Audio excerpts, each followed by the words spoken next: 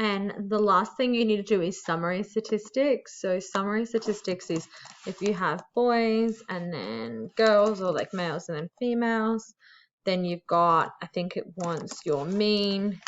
Let's go median, mode, range, and interquartile range. And equals, now for mean you actually have to write average in here. It's this one here. Average, just drag the ones you want, press enter.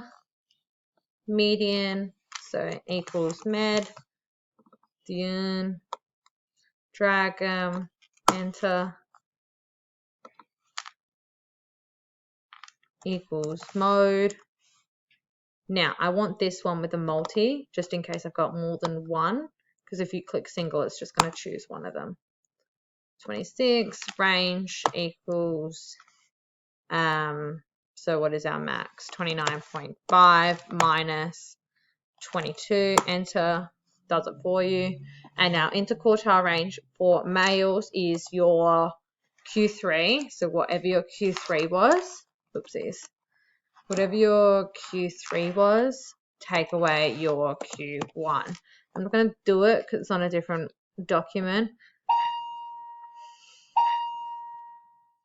And my laptop's about to die. So that's what you do.